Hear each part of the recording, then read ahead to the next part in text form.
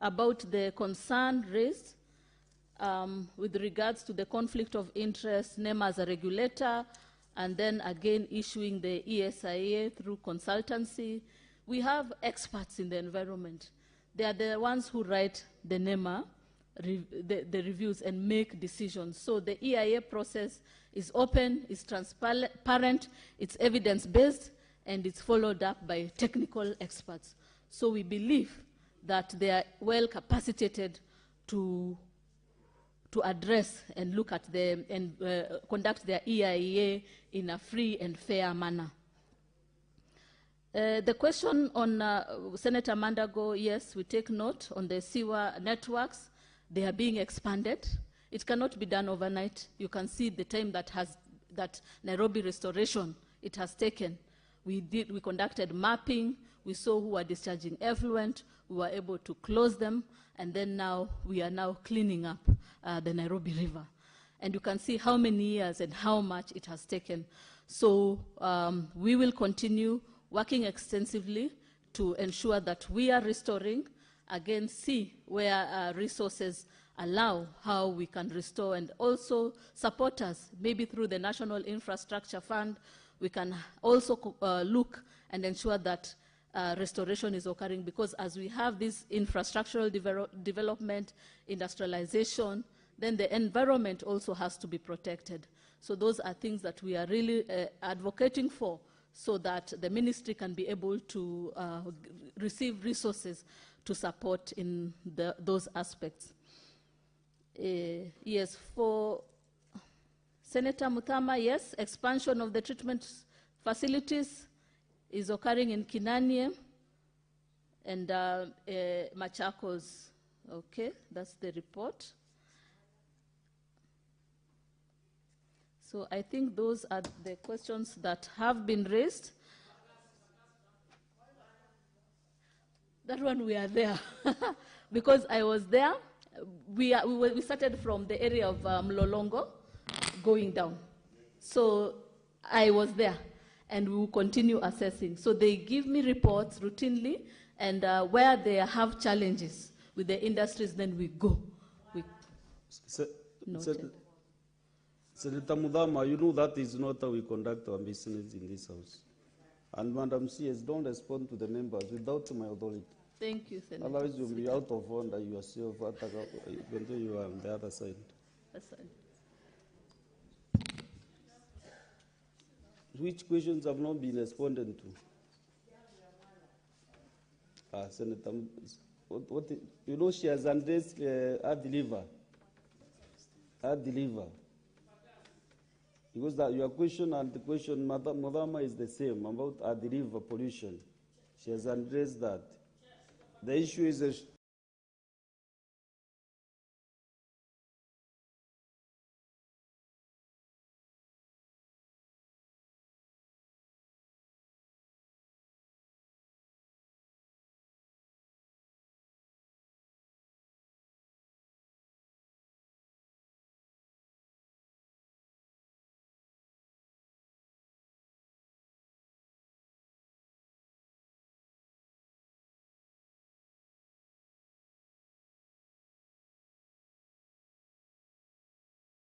sugar factories, the effluent being discharged to the rivers by the sugar factories, and the tea factories in Bomet and Kericho.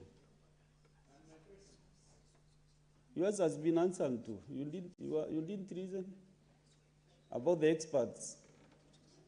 She has addressed that matter.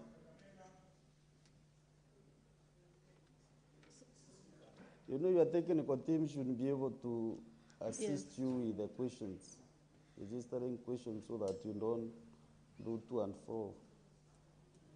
It's just that the river, Kakamega, Bomet, Kericho, the tea factories, and the sugar factories, the discharge of effluent into the rivers.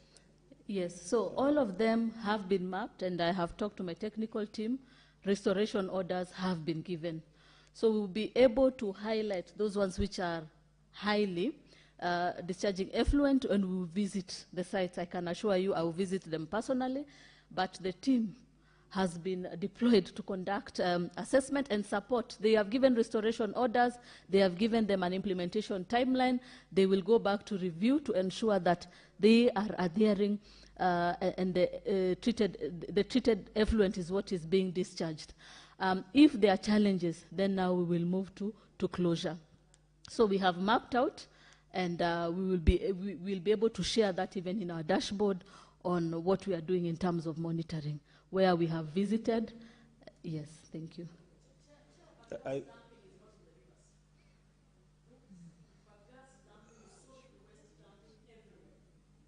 I think, Madam CS, what members are asking, you know, from the, just have your seat, you know, from the headquarters, you cannot do much.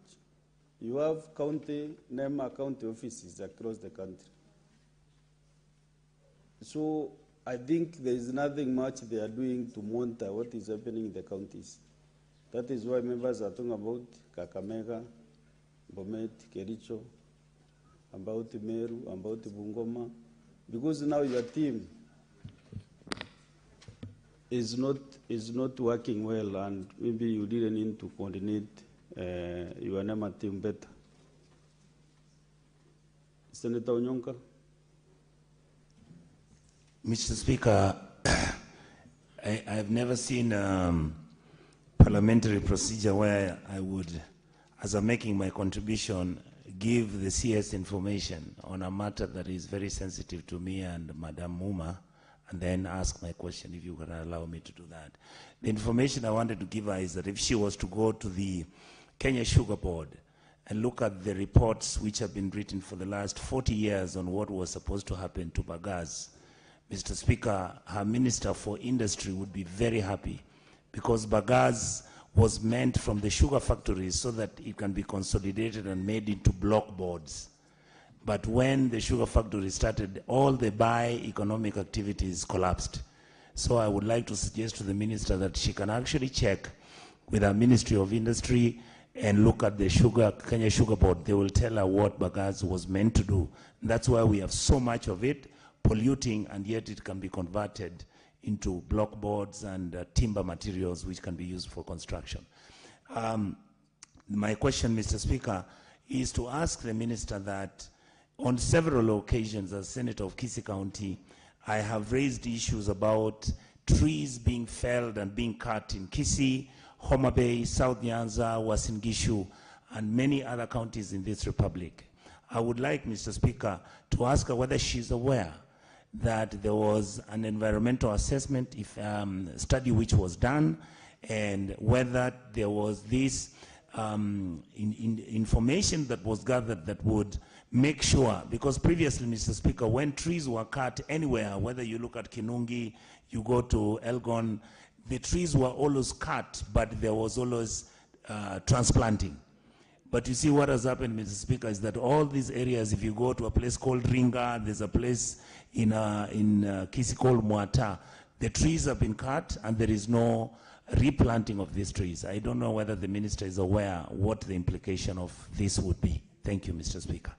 Senator Okwabubi.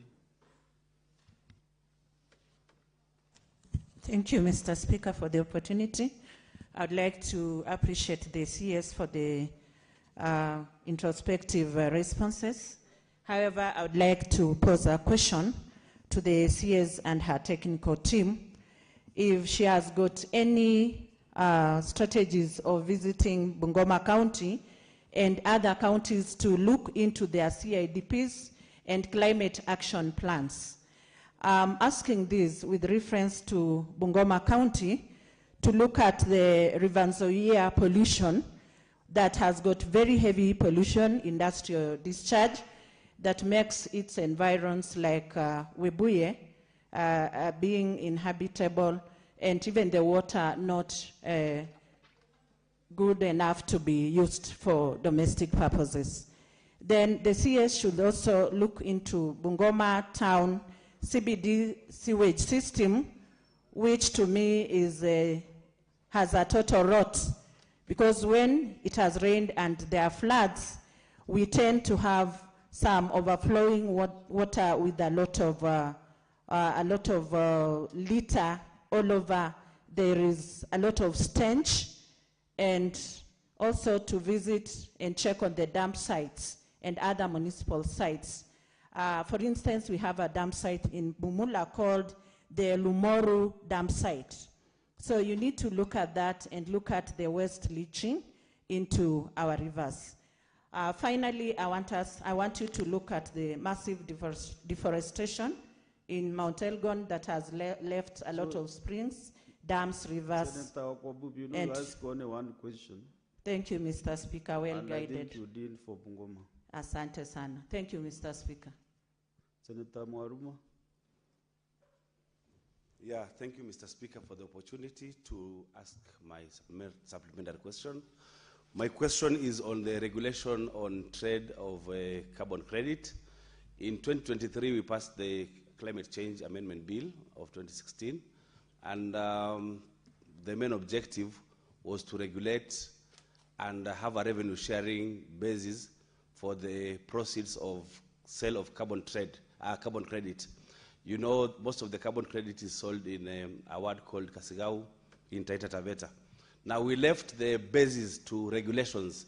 What I would be wanting to know from the CS is how far the regulations or the CS has gone into formulating the regulations to give a way or a basis for revenue sharing on proceeds of carbon credit trade. Thank you, Mr. Speaker. Senator Kajwang. Mr. Speaker, my question to the CS is with regards to pollution in Lake Victoria as a result of cagefish farming. Mr. Speaker, the ministry through NEMA is involved in licensing of cagefish farmers in Lake Victoria. NEMA issues an environmental and social impact assessment, does environmental and social impact assessments, does the site suitability reviews, does continuous monitoring, and does the EIA, environmental impact assessment. Despite that technical involvement of NEMA, Mr. Speaker, cagefish farming in Lake Victoria has contributed to an increase in pollution. It is visible, you can see it, you can smell it. Areas where some cages are, the lake is turning green. The lake is becoming a bit stinky. Mr. Speaker, despite the technical involvement of the ministry, you are still having conflict with local communities between the cagefish farmers and the indigenous communities. And Mr. Speaker, a few years ago, some lives were lost in Sindo. You are still having blockage of traditional fishing sites and trading routes, Mr. Speaker. Ngode, an island on Lake Victoria, there are some fishing sites that have been blocked as a result of cagefish farming. We are still having disruption of tourism facilities, where you find cages have been placed right opposite beautiful hotels, and yet the ministry was involved in site suitability assessment. Mr. Speaker, you are still having pollution, as I've said. Can the Cabinet Secretary commit to this House that she will bring a report or she will undertake an impact assessment on pollution in Lake Victoria and take proactive measures to ensure that cagefish farming does not become another environmental disaster and that we do not prioritize the economic benefits, the tariffs and licenses that they are collecting over our environment. Thank you, Mr. Speaker. Senator Abbas. Thank you, Madam Speaker. Madam Speaker, I want to ask the Minister that in northern Kenya, especially in Garissa and part of Wajir, sourcing a very large number of refugees for many years. And there has been a lot of deforestation as it's taken place. And the organization responsible for refugees, the UNHCR, is not doing much of interventions. In the past, they used to have some cooking gases and these things. But of course, at the rate at which we are the trees are being cleared as a cooking energy, a source of energy, is actually causing a desertification in that area. I'm asking the Minister whether there's any plan in those areas to do afforestation or at least look for as an alternative source of energy for the refugees, because the refugees are just increasing by number, and there's a lot of deforestation taking place. So, what is the plan from the ministry and UNCR to stop any more cutting of trees in those areas? Thank you. Senator Lecture Julius. Thank you very much, Mr. Speaker. My question goes to the Minister for Environment. She has teams in counties, which includes West Pokot. But for some reason, her NEMA team is compromised totally.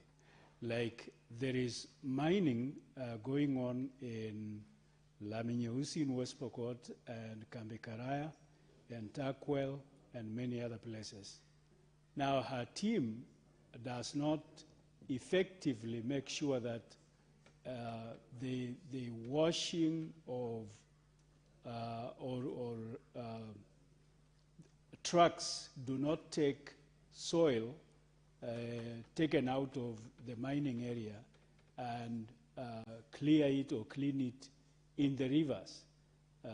There is river Muruny is terribly polluted, and even Takwel is just terrible. So what can she do, or how can she effect or make her team in counties effective? Because they are just totally compromised. In fact, they are getting a lot of money exchange so that they are not doing their work effectively. Thank you. Senator Seki. Thank you very much, Honorable Speaker. My question also goes to the CS and request to know the mechanism the ministry is putting to mitigate the pollution of industrial pollution in Kajiado, where a number of industries have polluted the environment through the Namanga, the Kajiado, Nairobi Namanga Road. We have a number of industries, and they have polluted the environment to an extent where the environment, even the habitation of grass, trees have dried up. This matter we have mentioned, I've written to the ministry, and there is no outcomes on that area. And we have quite a number of problems within the area. The community is really they're having a big problem on that matter. There is a lot of problem. People are getting sick every other day. We have been having issues of cattle taking water through on water that has been contaminated by flower farms in Isinya River, where there is a small river that is seasonal within that area. We've been having cattle dying over that, and the community have made a lot of problems and even requests and recommendations that this industry must be taken into consideration. So I want to know what is the measures the ministry has taken, yet we have done a number of follow-ups, personally myself, as a senator, and we have there is no outcomes coming in. So we need to have an answer, and people of Kajiado need to have an answer towards that. Senator Shakira. Thank you, Mr. Speaker. Mr. Speaker, my question to the minister is, one of her responsibilities as a ministry is public awareness. As we are all aware, there is a big project of refinery coming to Lamu. What measures has the ministry put in place to educate the public on the issues of environment